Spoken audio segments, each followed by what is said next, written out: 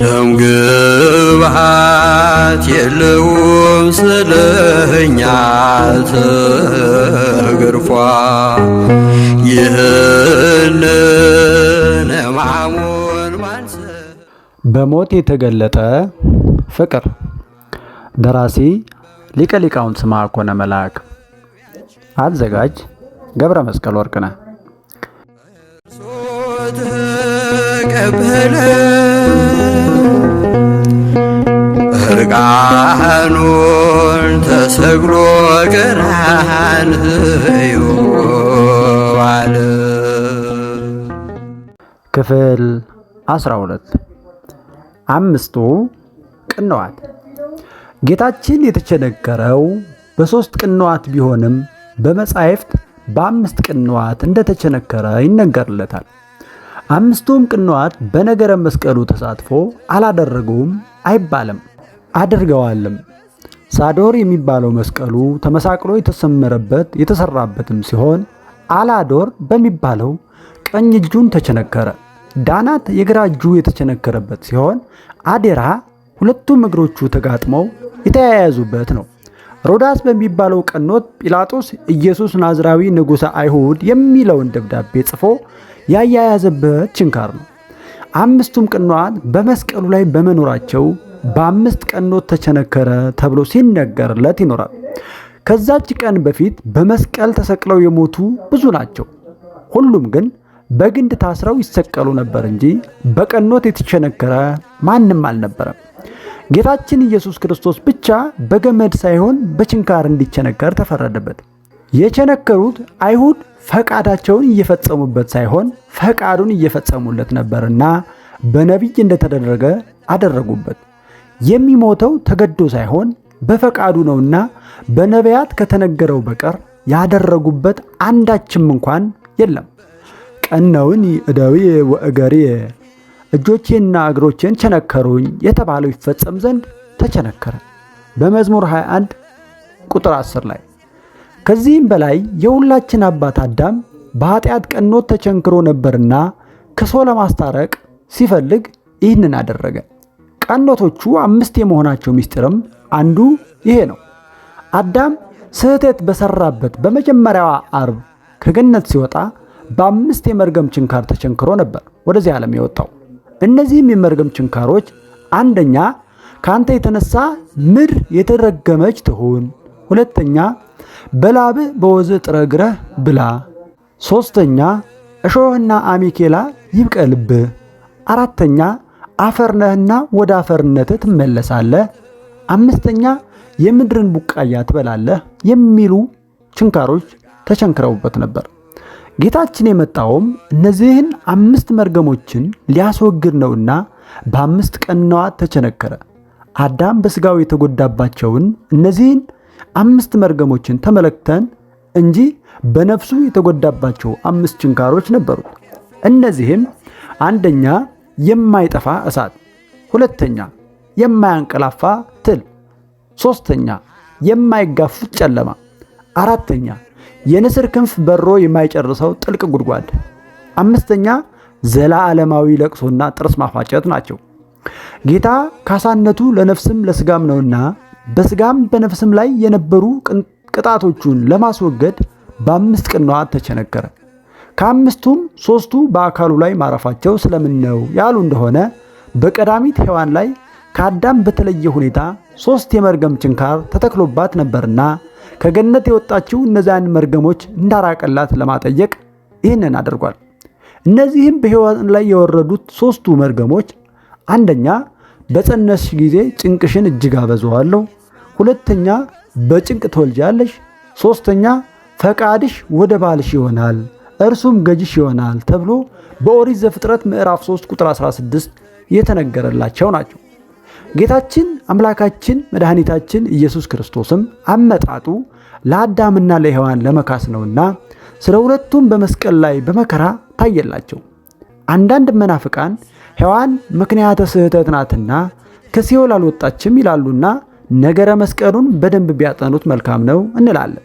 እንዲያውም ኢትዮጵያዊ ሊቅ ቅዱስ ያሬድ ይህንን ትርጓሜ ሲያጠናክር እንዲህ ሲል በመልካም ዜማ ዚሞት ነበር። ከመይሳር መርገማ ለሔዋ ዲበ ዕፅ ተሰቅለ፣ የሔዋን መርገመ ሥጋ መርገመ ነፍሷን ያርቅ ዘንድ በእንጨት ተሰቀለ ብሎ ተናግሯል። ቃል ኪዳኑ የተገባው ለሁለቱ ነውና ስለ ሁለቱ ነበርና የሁለቱን ዕዳ በደል ካሰላቸው እንጂ አልረሳባቸውም። ስለዚህ በመስቀሉ ላይ 5 ቅንዋት እንዲኖሩ ካደረገ በኋላ 3ቱ በሰውነቱ ላይ እንዲያርፉ አደረጋቸው። ቅንዋቱ 5 መሆናቸውን ስናስታውስ የመጀመሪያው ሰው አዳምን በሐዘን እንዲቆስል ያደረጉትን 5 መርገሞች እናስታውሳለን።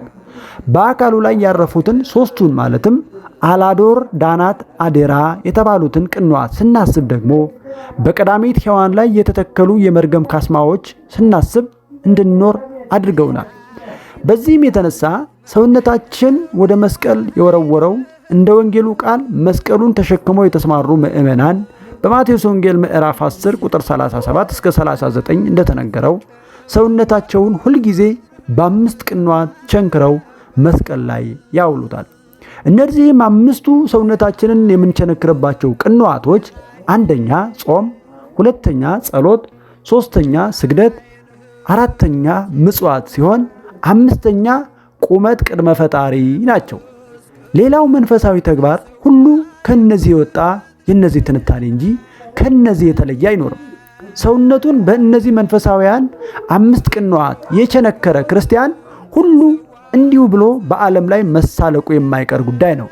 ዓለም ለእኔ ከተሰቀለበት እኔም ለዓለም ከተሰቀልኩበት ከጌታ ከኢየሱስ ክርስቶስ መስቀል በቀር ሌላ ትምክህት ከእኔ ራቅ ማለቱ አይቀርም።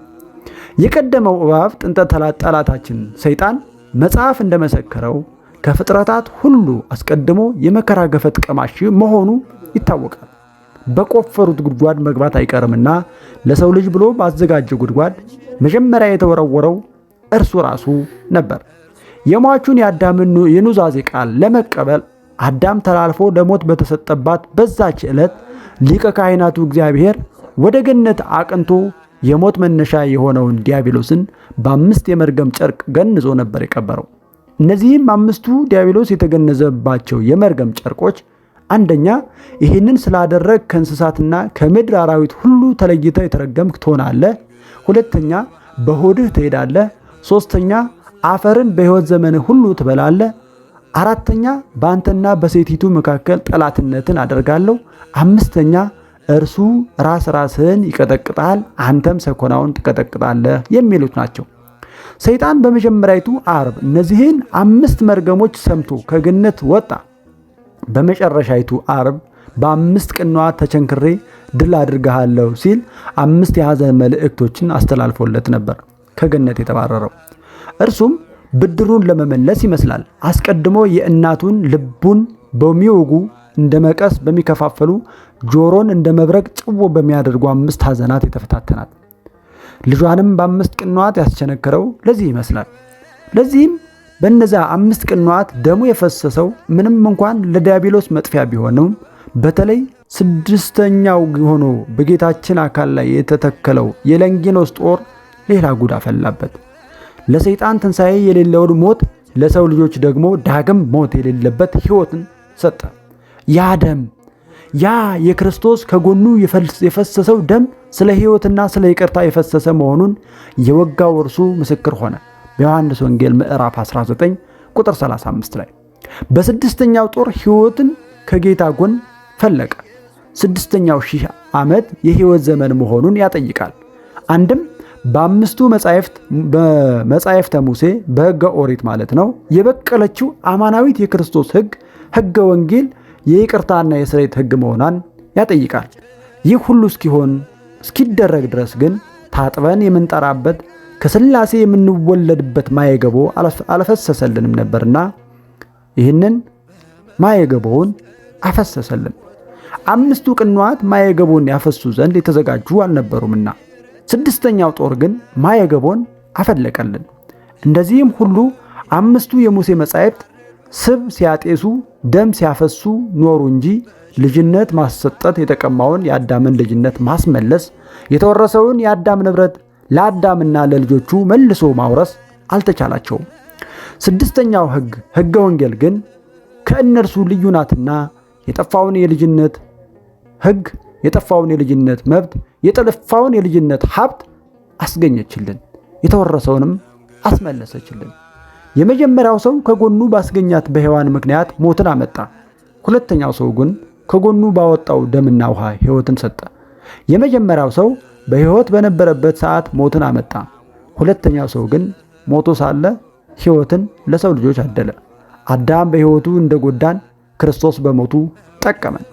በ5 መርገም የቆሰለውንና በስድስተኛ ሞት የደቀቀውን የሰው አካል ለመጠገን እርሱ በ5 ቀኖት በስድስተኛ ጦር ሰውነቱ በመከራ ደቀቀ።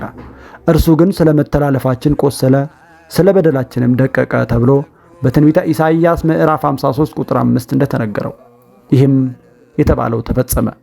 በሞቱ ሞታችንን ይሻረልን ጌታችን አምላካችን መድኃኒታችን ኢየሱስ ክርስቶስ ለስም አጠራሩ ክብር ምስጋና ይግባው። ወስብሐት ለእግዚአብሔር ወለወላዲቱ ድንግል ወለመስቀሉ ክቡር። ይቆየን።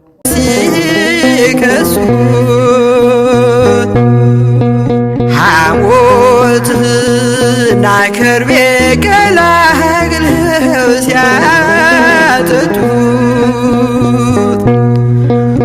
ዓለም ጭካኔዋ ብታፈራርቅ ከይቅርታ ሌላ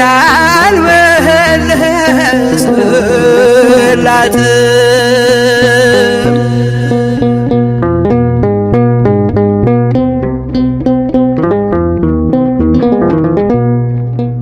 ደዌም ይስማማው በሥጋው ታመመ የዓለምን ጠቢባን በዚህ ያስገረመ ሞቶ ግርፋቱ ሲያስቦት ይደንቃል። ዓለም የፈጠረው በፍጡራን ታስሯል። ደምግባት የለውም ስለ እኛ ተገርፏል። ይህንን ሕማሙን ማን ሰው እኮ አምኖሃል። በእውነት ደዌያችንን እርሱ ተቀበለ። እርቃኑን ተሰቅሎ ቀራንዮ ዋለ።